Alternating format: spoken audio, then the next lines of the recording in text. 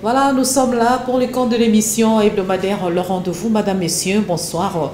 Le numéro de ce soir, nous avons le plaisir de recevoir et de nous entretenir en même temps avec Monsieur Albert Angbana Maté Zimbombo, qui est président de la société civile citoyenne, mais il est aussi directeur au ministère de la décentralisation. Avec mon invité, nous allons parler de la décentralisation et sortie des conflits. Pourquoi pas mettre aussi un accent particulier sur les sujets qui défrayent la chronique. Voilà, Monsieur Albert Angbana, bonsoir. Bonsoir. Merci d'être là.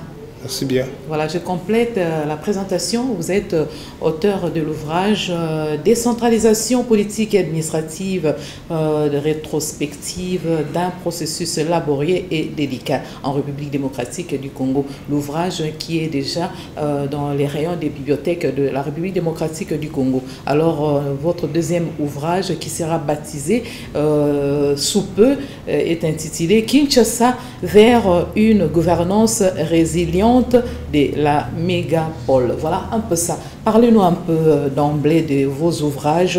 On sait que les seconds ouvrages vous allez constituer à faire la monographie de chaque province. Mais c'est un peu de nous parler de chaque ouvrage. Oui, effectivement, le premier ouvrage, nous avions expliqué la décentralisation au regard des textes légaux et réglementaires qui existent dans notre pays. Nous avions très longtemps épilogué sur le bien fondé de la décentralisation et nous avions plusieurs fois dans les émissions ici dit que la décentralisation, c'est le passage obligé pour le développement de ces pays. C'est un des axes fondamentaux pour la refondation de l'État congolais, parce qu'il est vrai que l'État congolais, c'est un État en déliquescence qu'il faut refonder. Et que cette refondation, à mon avis, passe par la décentralisation. Décentralisation et sortie des conflits et spécificités. Ça va se faire comment? Oui, vous savez, la spécificité de la décentralisation, c'est que c'est une gouvernance de proximité, n'est-ce pas? Où l'on donne de pouvoir, de compétences aux entités périphériques de l'État, aux composantes de l'État qui sont les provinces et les entités territoriales décentralisées chez nous, les communes, les villes, les secteurs et les chefferies. Les conflits, la plupart des conflits qui nous opposent aujourd'hui, même le conflit qui ondèle la République démocratique du Congo aujourd'hui, c'est un conflit d'ordre ethnique. C'est-à-dire nous avons là un conflit de nationalité, parce qu'il y a la nation Tutsi et la nation congolaise, n'est-ce pas? La nation étant entendue comme la volonté d'un peuple de vivre ensemble, n'est-ce pas?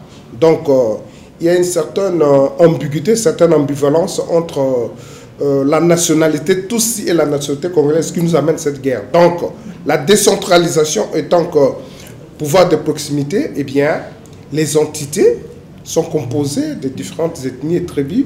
Si vous trouvez un modus vivendi entre ces différents peuples qui habitent une province, je crois que la décentralisation, c'est le couloir par lequel passe la résolution des conflits entre tribus et ethnies. Voilà, plus d'une décennie de conflits incessants, des millions de victimes, un État déliquescent. Effectivement, nous avons l'État organisateur de la société en République démocratique du Congo aussi, qui s'en trouve être très affaibli. Alors, comme je l'ai toujours dit, il faut refonder l'État. Il faut que l'État organisateur de la société retrouve sa force d'attente pour essayer de mettre de l'ordre dans la boutique. Voilà, mettre de l'ordre dans la boutique, c'est ce qui est important. Ces années de conflits ont abouti à la disparition des ruines de l'État centralisateur et à la division du pays. Voilà, à tout prix, il faut que le changement intervienne. Mais par où ce gouvernement de Fachi pour le second mandat peut commencer pour appliquer totalement la décentralisation? Comme je l'explique dans mon deuxième ouvrage pour la ville de Kinshasa, par exemple, parce que tout est problème d'approche. Résoudre le principe de la décentralisation est posé par la Constitution et les différentes lois pour sa mise en œuvre ont été votées et promulguées. Mais je crois que nous devrions, en ce qui concerne les provinces, voir au cas par cas quels sont les problèmes à résoudre dans ces conflits. Parce que il est vrai que dans nos 26 provinces-là, il y a toujours des conflits entre communautés, des conflits latents entre communautés qui n'explosent pas encore. Je crois qu'il faudra que nous puissions, comme je l'ai dit tout à l'heure, trouver un mode vivendi entre les différentes composantes ethniques et tribaux des différentes provinces, essayer d'aplanir les différends pour permettre à ces contrées de se développer et de développer l'État congolais. Vous pouvez nous rappeler les principaux défis pour la réussite de la décentralisation en République démocratique du Congo? Bon, écoutez, la décentralisation est tributaire d'abord de la volonté politique. Il faudra que les tenants du pouvoir acceptent d'aller avec et de faire avec. Dès que l'on manifeste cette volonté politique, les restes, ça va suivre. Et quels sont ces éléments, les éléments de la décentralisation? Vous avez énuméré tantôt là quelques éléments, mais est-ce qu'il y a moyen de nous ajouter encore les éléments nécessaires pour la réussite de la décentralisation? Bon, écoute, la décentralisation est consignée par la Constitution. La Constitution prévoit certains mécanismes à travers les différentes lois pour la mise en œuvre de la décentralisation. Prenons le cas de découpage territorial, n'est-ce pas, pour amener le développement, parce que la décentralisation, c'est un mode de gestion, n'est-ce pas? C'est un mode de gestion, alors que certains problèmes qui se posent sont des problèmes d'ordre politique, n'est-ce pas? Mais la décentralisation peut être un moyen pour résoudre les problèmes politiques. Je parlais de découpage. Je vous donne le cas de la province du Kasaï. Jadis, nous avions nos amis Bassong et du Kabinda qui réclamaient d'avoir les provinces. Aujourd'hui qu'ils ont la province, vous croyez que la décentralisation aura résolu en quelque sorte ce problème de conflit entre Luba et Song dans la province du Kasaï. Voilà, il y a comme ça des mécanismes qui sont prévus par la loi. Mais s'il y a la volonté, eh bien, nous avons au total 21 lois qui ont été votées, promulguées pour la mise en œuvre de la décentralisation. Il suffit seulement qu'il y ait la volonté politique. Nous allons mettre en œuvre toutes ces lois-là et vous allez comprendre que la décentralisation est une solution aux différents problèmes qui se posent. L'appropriation de la décentralisation par les acteurs, surtout les acteurs politiques, ça va se faire comment? Sachant que vous avez disponibilisé cet ouvrage intitulé « Décentralisation politique et administrative ». Oui, justement, il faudra que d'aucuns s'approprient la décentralisation. Commençons d'abord par les tenants du pouvoir et les dirigeants des provinces, mais malheureusement, nous constatons qu'il y a une certaine instabilité politique qui font que la décentralisation en proie à cette instabilité-là. Et vous avez par exemple les gouverneurs qui sont en ballottage à tout moment, et ça crée des problèmes.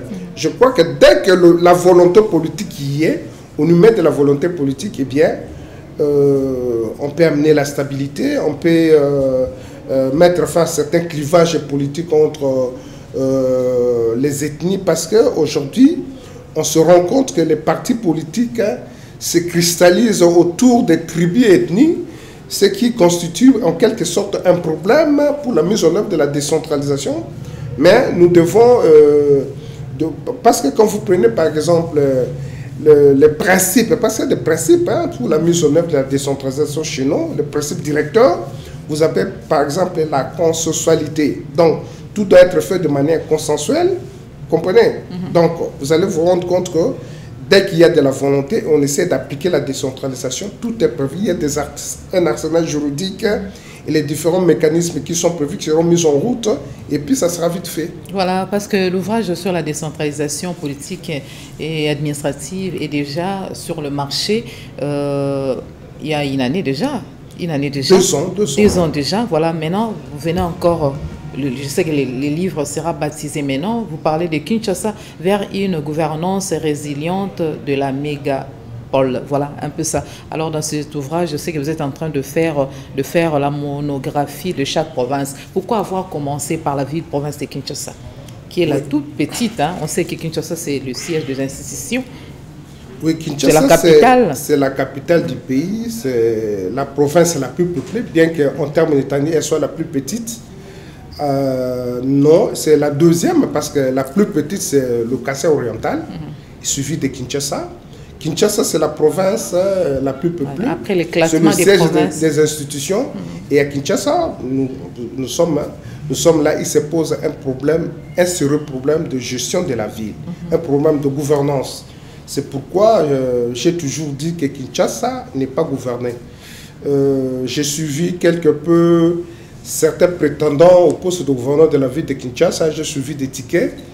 Je suis en regret de dire que la plupart de ces candidats ne perçoivent pas encore le vrai problème de la ville de Kinshasa. Voilà pourquoi nous avons fait cet exercice. C'est là pour leur démontrer que le problème de Kinshasa est d'ordre structurel et institutionnel. Tant que vous n'aurez pas résolu ce problème d'ordre structurel et institutionnel, eh bien, vous êtes à côté de la plaque, on ne peut rien attendre. Donc, vous êtes un candidat au mouroir parce que la gestion de la ville de Kinshasa devient un mouroir politique des acteurs. Voilà, aujourd'hui déjà la campagne commence parce que la CENI va organiser le 29 avril l'élection des gouverneurs. Voilà un peu ça. Des réactions fusent de partout.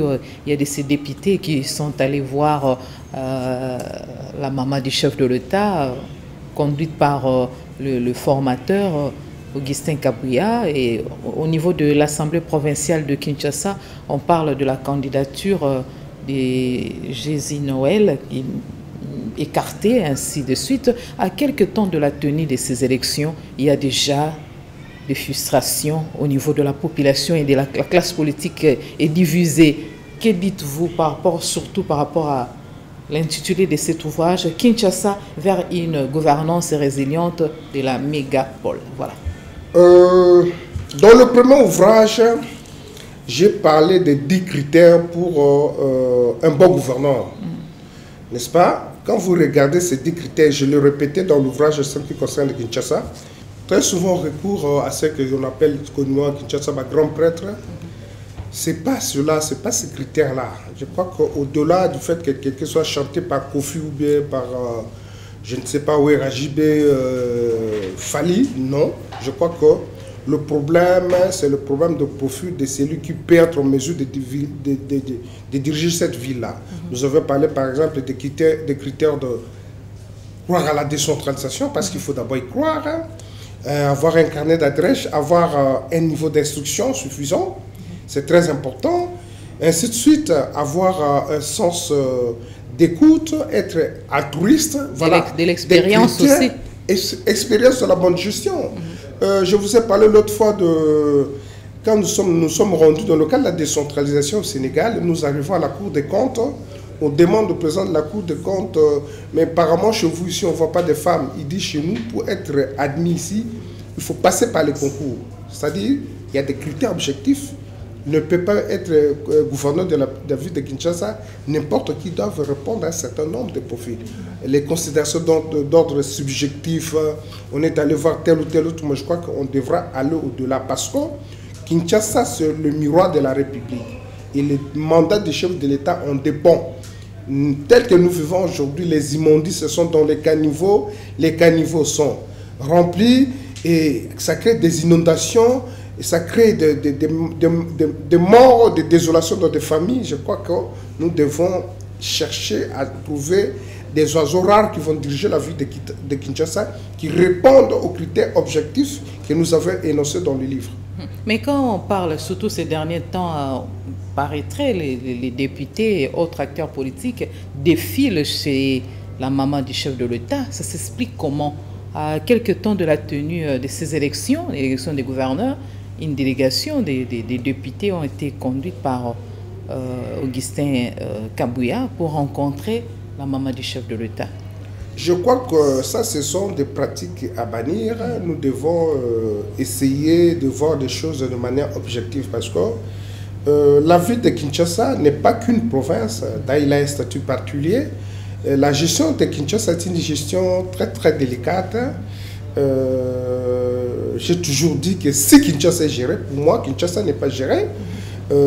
C'est pourquoi dans le deuxième ouvrage, quand je parle de la ville de Kinshasa, j'ai dit, Kinshasa vit de glanage de ses recettes. C'est pourquoi elle tourne à moins de 20% de sa capacité fiscale. C'était pas par exemple pour les exhorter à une bonne conduite ou bien c'est pour le manipuler? Non, je crois que si les choses doivent se passer objectivement, l'on prendrait le meilleur d'entre les gouverneurs qui se présenteraient. Mais j'ai suivi les discours des uns et des autres, je suis resté sur ma soif. Je crois que la plupart des candidats de gouverneurs de la ville de Kinshasa n'arrivent pas à percevoir le vrai problème, à situer le vrai problème. Donc, c'est pourquoi je dis que Kinshasa, c'est une ville mouroir des politiciens congolais. Il suffit que tu passes par Kinshasa pour que tu meurs politiquement. Je crois que la plupart des discours que j'ai suivis là, je dis que ces candidats-là, ce sont des morts-nés si jamais ils passaient gouverneur parce qu'ils sont à côté de la plaque.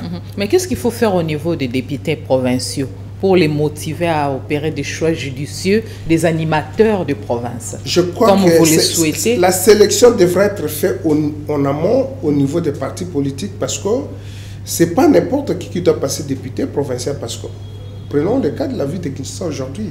Si un député peut être ballotté, traîné par le bout du nez, je crois que là, ce n'est pas du tout un député qui puisse nous rendre le service que nous attendons. Et Kinshasa, on sera toujours dans la désolation. Et ça, c'est regrettable. Non, nous le savons, même le régime passé, les députés provinciaux sont souvent corrompus. Et raison pour laquelle on n'a pas de bons gouverneurs. Je regrette qu'on ne soit pas sorti de l'auberge. C'est vraiment regrettable. On n'est pas encore sorti de l'auberge. Mais je crois qu'avec le temps, comme nous autres, nous faisons quand même des efforts pour faire des études et mettre à disposition du public, il faudra que la population sache que quelqu'un qui devrait être député, ça c'est pas simplement nécessairement quelqu'un qui vous amène les t-shirts ou de la bière, mais il faut voir la qualité de la personne. Donc, et ça c'est regrettable. Et ça s'explique comment ces candidats, ces députés provinciaux, ils ont bâti campagne seuls et ils ont été élus par la population et maintenant on peut les imposer facilement le choix de gouverneur. Ça passe pas. Ils se sont retrouvés là par la voie des urnes. Absolument, absolument. C'est ce que nous déplorons tous. Hein. Nous avons comme l'impression que les députés provinciaux sont traînés par les bouts du nez. Je crois que tout ce que je peux leur devoir, c'est du respect. Mais je crois qu'ils sont assez grands pour ne pas jouer ce jeu-là. Et voir, parce que nous habitons tous de Kinshasa, même leurs enfants sont à Kinshasa et il y en a qui sont victimes des inondations. Nous devrions voir la chose autrement que par des influences ou par des manipulations politiques. Et je crois qu'il faudra mettre fin à tout cela. Et voilà, vous, parce que vous parlez de Kinshasa vers une gouvernance résiliente de la mégapole, vous faites quoi? Vous étiez à l'Assemblée nationale, à l'Assemblée provinciale, vous y allez régulièrement. C'est pour parler de cet ouvrage qui sera baptisé sous peu, ou bien vous y allez dans quel but? Non, je suis en train de faire les derniers réglages parce qu'il y a des députés qui ont été invalidés, il y en a qui ont été validés. Voilà. Il faudra, parce qu'on annexe des photos des députés provinciaux et tous les élus de la ville de Kinshasa, hormis les conseillers communaux dont j'ai seulement repris les noms, mais les députés nationaux et provinciaux, j'ai leurs photos. Il faudra harmoniser avec l'Assemblée provinciale et l'Assemblée nationale pour que j'ai leurs photos en annexe. Voilà, ce sont les derniers réglages qui me restent pour le vernissage du livre. Voilà la monographie de chaque province. C'est ce qui est repris dans l'ouvrage Kinshasa vers une gouvernance des résilientes de la mégapole. À quand les autres provinces? Ouais, nous terminons, nous publions d'abord Kinshasa et après Kinshasa, nous allons aller progressivement vers d'autres provinces pour essayer de creuser et de proposer des solutions pour une meilleure gouvernance. Et pourquoi pas simultanément? Non, je crois qu'un travail de recherche... Les provinces aussi, toutes les provinces de la RDC sont en quelque sorte butées à des problèmes des animateurs. Absolument, absolument. Nous sommes... Parce que la société civile, le centre d'études sur la décentralisation et la gouvernance locale est membre de la société civile. Il est vrai que nous avons des ramifications dans des provinces, mais une étude scientifique, c'est une étude qui prend du temps. Il y a des critères qu'il faut respecter, il y a des démarches scientifiques qu'il faut respecter. Voilà pourquoi nous y allons progressivement. Donc, si je comprends bien, j'ai deux ouvrages ici avec moi. respectivement sur la décentralisation et sur la ville de Kinshasa. Le premier ouvrage, c'est la suite du deuxième ouvrage. Oui, dans le premier ouvrage, décentralisation politique et administrative, nous avions parlé de la décentralisation en général, mais maintenant, nous entrons dans l'application de la décentralisation au regard des lois dans chaque province pour voir comment les lois existantes et la Constitution peuvent concourir pour faire développer une province. Voilà, c'est le cas de la ville de Kinshasa. Parce que Kinshasa, c'est une ville qui a le statut de province, n'est-ce pas? Quel est le contenu de Kinshasa comme ville et Kinshasa comme province? Vous comprenez que quelque part, ça crée un peu de confusion. Voilà, pour moi, il faudra faire le distinguo entre la ville et entre la province. En ce qui concerne la ville, par exemple, je me dis que il faudra démembrer Kinshasa en 4 villes, n'est-ce pas, pour plus de proximité, démembrer les communes, démembrer les quartiers pour plus de proximité. Le baptême de livre va intervenir après l'élection de gouverneur ou bien avant? J'aurais bien voulu que ce soit avant, mais comme il y a certains éléments qui ne sont pas disponibles, entre autres, je parlais de photos des députés qui devraient servir d'annexe à cet ouvrage. Je me dis, bon, nous attendons après, nous ne sommes pas pressés, pourvu que ce qui est important, c'est le contenu du livre, le travail qui a été fait. C'est un débat que nous lançons avec les élus de la ville de Kinshasa. Donc le vernissage sera suivi d'une conférence débat avec les élus de la ville de Kinshasa. Non, mais là, n'est-ce pas que vous péchez parce que les élus de la ville de Kinshasa devaient déjà s'approprier de l'ouvrage? Non, il n'y a pas de problème, mais nous avions bien voulu que ça soit fait afin avant, de mais malheureusement, se conformer par rapport au nécessaire repris dans cet ouvrage. Malheureusement, on ne sait pas le faire avant, mais néanmoins, à travers les émissions comme celle-ci, mais nous prenons aussi contact avec chaque député individuellement pour leur permettre d'entrer en possession du premier ouvrage, parce que le premier ouvrage répond les 10 critères d'un bon gouverneur. Donc c'est déjà quelque chose d'important qui leur permette d'aider la ville à aller de l'avant. Les Congolais n'ont pas généralement cette culture de la lecture, raison pour laquelle on dit s'il faut garder un trésor, cacher un trésor à un Noir ou à un Congolais, il faut le mettre dans un livre parce que nous n'avons pas cette culture de la lecture. Comment vulgariser les messages repris respectivement dans vos ouvrages? Malheureusement, c'est le cas, mais on ne peut rien faire. Nous devons faire avec. S'il y en a qui ne lisent pas, nous devons les amener à lire. C'est ça l'exercice auquel nous sommes soumis. Et vous avez évalué le premier ouvrage comment? Sur le marché, dans les bibliothèques de Kinshasa et de partout ailleurs? Oui, disons qu'il est vrai que les Congolais n'achètent pas trop de livres, mais il y en a qui sont intéressés, qui cherchent, qui achètent, et puis ben voilà quoi. Raison pour laquelle peut-être il fallait prendre des dispositions pour distribuer, avoir des partenaires, comme ça vous allez distribuer les ouvrages dans les universités. Nous sommes en train d'y travailler. Il y a quelques mois passés, j'étais à l'université de Kinshasa, j'en ai parlé avec les professeurs et les étudiants. Voilà, on continue à travailler, Voilà un peu ça. Les élections de gouverneurs, c'est déjà le 29 avril et de sénateurs, c'est le 22 avril respectivement, le 22 et le 29 avril. Parce que les députés, les candidats députés gouverneurs sont en train de vous suivre, puis les animateurs de la ville de Kinshasa également. Vous adressez quel message pour que tout se passe en toute quiétude? Parce que là, déjà, nous avons appris que ça brûle, ça bouillonne au sein de l'Assemblée provinciale de Kinshasa. Il y a des candidatures rejetées, et ainsi de suite. Et les candidats qui ne sont mécontents, ils sont montés au créneau pour fustiger la réalité. Oui, de ce pas, je viens chez le président de l'Assemblée provinciale de la ville de Kinshasa. Nous sommes entretenus pendant, je crois, 30 à 40 minutes.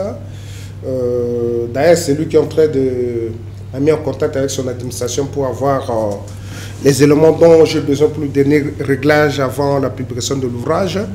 Je crois que nous devrions aider les députés provinciaux à faire un choix judiciaire. Donc, c'est un problème de responsabilité.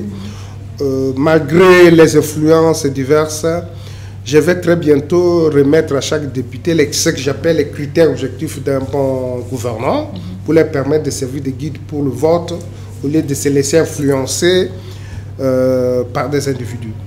André Kimbuta, gouverneur du régime Kabila, et Gentini Ngobila, gouverneur du régime Tshisekedi, s'il faut faire la comparaison par rapport à l'ère politique, leur façon de gouverner Kinshasa, vous leur donnez quelle cote à chacun?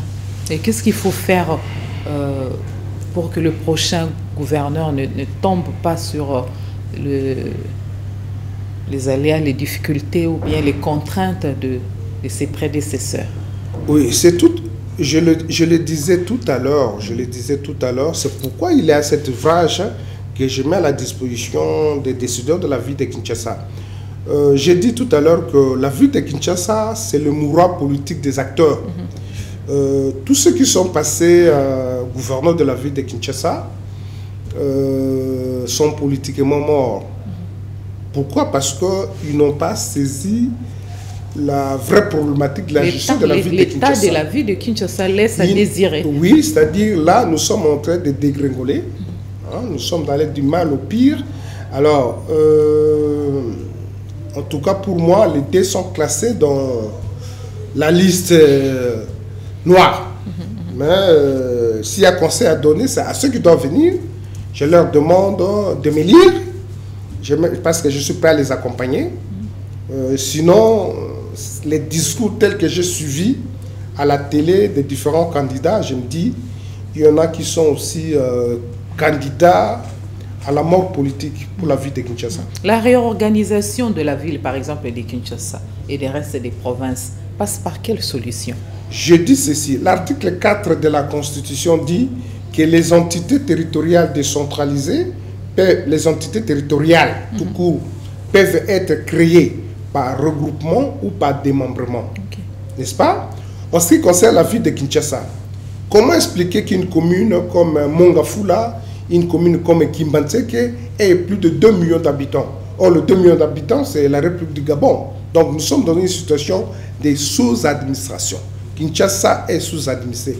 Pour en sortir, il faudra que nous puissions démembrer la ville, démembrer les communes, démembrer les quartiers, pour avoir des communes plus accessibles, pour avoir des quartiers plus gérables. Voilà pourquoi, dans l'exercice que j'ai fait dans ce livre-là, je me dis, à Kinshasa, nous avons les ménages, n'est-ce pas? Parce qu'en principe, dans une bonne gestion, un chef de quartier doit connaître tous les ménages qui se trouvent chez lui parce qu'ils doivent payer les impôts, l'impôt sur la taxe de salubrité, l'impôt personnel minimum, ainsi de suite. Donc, chaque chef de quartier doit savoir que tel monsieur, à telle adresse, n'a pas payé l'impôt, n'a pas payé la taxe de salubrité, parce qu'aujourd'hui, on se plaint d'où viendra l'argent. L'argent viendra des contribuables qui sont les habitants des communes. Voilà pourquoi je me dis, nous avons un ménage, pour moi, à Kinshasa, c'est plus ou moins 7 personnes, parce qu'il y a des ménages de 20 personnes aussi qui existent. Mais nous prenons une moyenne de moins de 2 personnes, mais nous prenons une moyenne de 7. Quand vous prenez 7 ménages, un ménage constitué de 7 personnes, multiplié par 3 000, vous avez 21 000 habitants qui constituent un quartier. Un chef de quartier, avec ses chefs de rue, peuvent contrôler facilement qui n'a pas payé la taxe, qui n'a pas payé l'impôt. Vous voyez? Parce que c'est de cet argent-là que vivra la ville, vivra la commune, vivra les quartiers. Voilà, la ville de Kinshasa est surpeuplée, alors que les restes les provinces sont vides, sont vidées. Il y a un engouement vers la ville de Kinshasa. Est-ce qu'il n'y a pas moyen que le pays s'organise aussi pour ceux qui ont séché les provinces puissent gagner? Écoutez, même à Kinshasa où nous sommes. Les motards que nous avons aujourd'hui à Kinshasa, généralement, ils viennent des provinces. Ils ont séché les provinces pour la ville de Kinshasa. C'est ce qui fait qu'il y a saturation. Oui, il est vrai que même Kinshasa, la ville de Kinshasa, la partie occupée, la partie peuplée de Kinshasa, communes de Kintambo, Barumbu, Lingwala, Gombe, tout ce que tu veux là, toutes ces communes ici, c'est 20% de l'étendue de Kinshasa, alors que Nsele et Maluku, c'est 80%. Donc, l'on ne peut pas gérer une ville, une entité sans qu'il y ait planification. En 1967, je l'ai dit dans les livres là, il y a eu le plan régional de la ville de Kinshasa. Ce plan a été dépassé en 1975, quand le président Mobutu a pris le pouvoir. Il y a eu le plan directeur. Mais aujourd'hui, il existe un plan dont on ne parle pas. Moi-même, en tant qu'expert de décentralisation au ministère de l'Intérieur, ce plan-là n'est pas connu. Il a fallu que je fasse des recherches pour aller découvrir qu'il y a un plan qui existe. Donc, il faudra que les différents ministères concernés au niveau national se mettent ensemble pour que nous puissions aider Kinshasa à avoir un plan d'aménagement provincial. Voilà, merci. Nous allons évoluer. On va parler aussi de l'actualité. Je vous avais expliqué. Nous avons commencé par la décentralisation, les défis à relever. Et puis, on va mettre un accent particulier sur le sujet qui défraie la chronique. La Première ministre a démarré avec les consultations avec les regroupements politiques et autres. Au total, 37 regroupements politiques dans les cadres de consultation en vue de la formation du futur gouvernement. Oui, mais pourquoi on ne parle pas de la société civile? Pourquoi on ne parle pas de la société civile? Je crois qu'il y a là... Le but des consultations avec les regroupements et formations politiques de la majorité qui forment l'union sacrée. Voilà, oui, dans un je dis ceci. L'État ne peut pas être l'apanage de certains agitateurs. L'État, c'est l'affaire de tout le monde, n'est-ce pas? Il est vrai que le mécanisme de prise de pouvoir, c'est par les élections, à travers la démocratie, mais nous savons tous comment ça s'est passé. Nous sommes tous conscients que le chef de l'État, ça n'engage que moi, a été élu, mais l'élection des députés a posé problème et jusque-là, par rapport à ça, le chef de l'État est en train de perdre sa popularité à cause de ces élections des députés. N'est-ce pas? Ce qui fait que la population ne se retrouve pas aux élus qui sont là, qui sont malheureusement décideurs. C'est eux qu'on doit consulter. Ce qui fait qu'il faut trouver un équilibre entre la superstructure politique composée des agitateurs, qu'on appelle les politiciens, les partis politiques, aussi la vraie base de la société civile.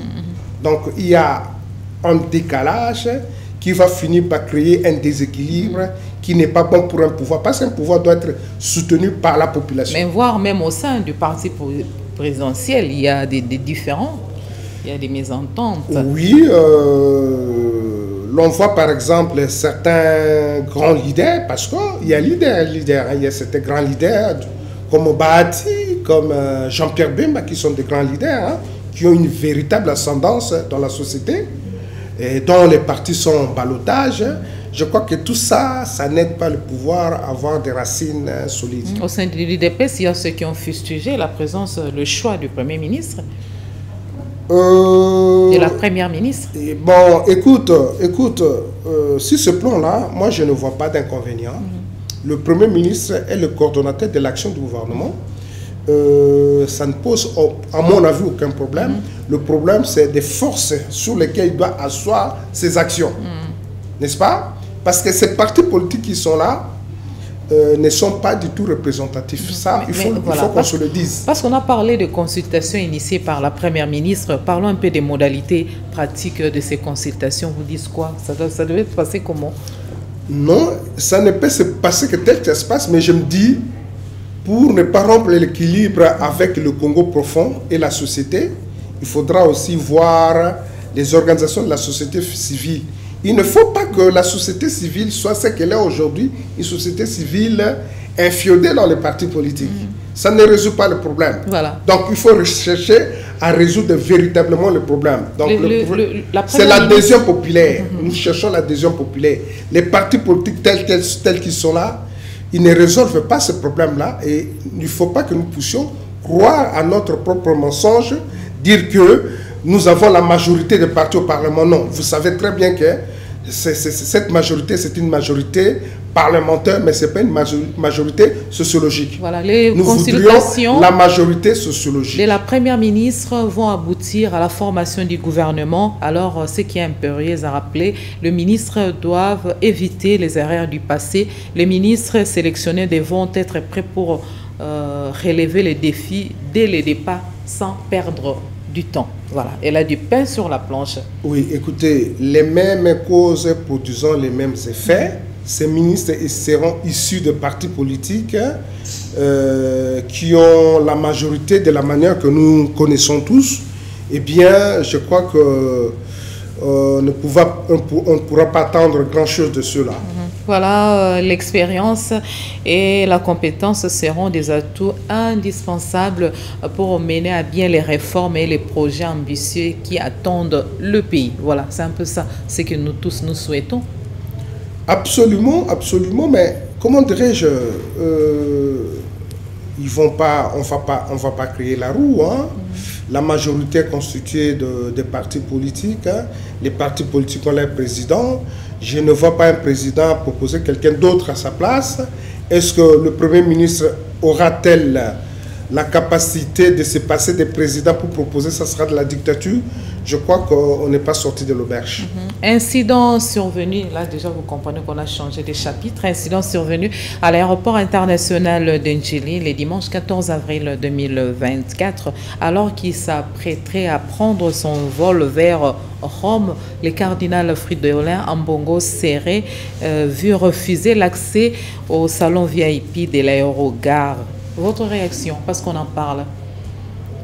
Bon, écoutez, j'ai toujours dit que l'Église catholique représente une force, même si nous avons aujourd'hui tendance à vouloir opposer l'Église catholique aux églises de réveil. Hein, vous comprenez? Ça sera la même démarche comme avec les partis politiques. Non. Ayons l'objectivité de dire que les véritables forces sont celles que l'on voit, n'est-ce pas, plutôt que de fabriquer des forces qui n'existent pas. C'est un incident que je déplore simplement, mais je crois qu'il revient à ceux qui détiennent le pouvoir de pouvoir à la longue éviter de faire perdre au pouvoir son crédit. L'Église catholique condamne cet acte qu'elle qualifie de dégradant. Oui, il est vrai que tout le monde, alors je dis bien tout le monde, sinon la majorité, hormis les tenants de pouvoir, même les tenants de pouvoir, je crois que ça peut être un excès de zèle de service, hein, mais bon, écoutez, je crois qu'à la prochaine, à l'avenir, il faudra éviter de tels actes. Cardinal Ambongo humilié par ces régimes, est-ce vrai? Oui, ben écoutez, cet acte-là, c'était un acte d'humiliation.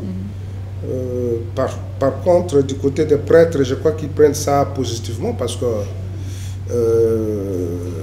ils essayent de voir, d'assimiler. Hein. Il faut aussi comprendre comment dirais-je, la philosophie ou les doctrines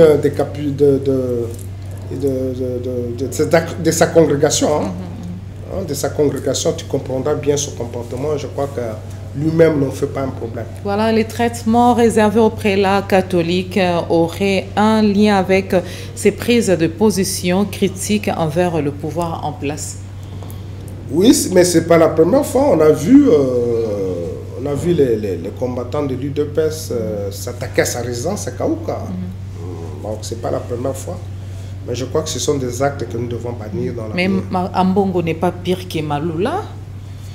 Oui, c'est-à-dire l'Église, donc par sa vocation. Pas pire que Mosengo. L'Église par sa vocation a toujours été du côté des faibles. Mosengo a dit que les médiocres dégagent. Maloula, il y a eu ce qu'il y a eu. Ça se passe toujours comme ça. C'est pas à nous de créer la roue. Hein. C'était un plaisir énorme d'échanger avec vous, M. Albert Angbane Maté Zimbombo, président de la société civile citoyenne et directeur au ministère de la décentralisation. Un message particulier parce que nous devons clôturer l'émission. Le message particulier, je l'adresse aux députés provinciaux de la ville de Kinshasa. Je n'ai pas pu mettre à leur disposition l'ouvrage à temps utile. Néanmoins, je ferai un effort pour les faire parvenir les 10 critères d'un bon gouvernant qui ne soient guidés que par ça, plutôt que par d'autres critères subjectifs. Je crois qu'ils nous auront aidés à bien gouverner la ville, parce que la ville doit être gouvernée. Voilà. Merci d'avoir répondu à notre invitation ainsi qu'à toutes les questions prévues pour ces numéros de votre émission hebdomadaire Le Rendez-vous. Merci à vous. Merci Monsieur bien. Albert Ambana Maté-Zimbombo, président de la société civile citoyenne et directeur au ministère de la décentralisation, en plus auteur de des ouvrages qui portent sur la décentralisation politique et administrative ainsi que sur Kinshasa vers une gouvernance résiliente de la mégapole, l'ouvrage qui sera baptisé sous peu. Voilà, c'est la fin. Vous pouvez retrouver cette émission pour ceux qui l'ont pris en cours en rediffusion le samedi à 13h heure de Kinshasa. Merci au preneur de vue, merci à la chaîne de référence Antena pour ces programmes. Nous vous retrouvons très prochainement pour un autre numéro de votre émission hebdomadaire Le Rendez-vous. Bonsoir.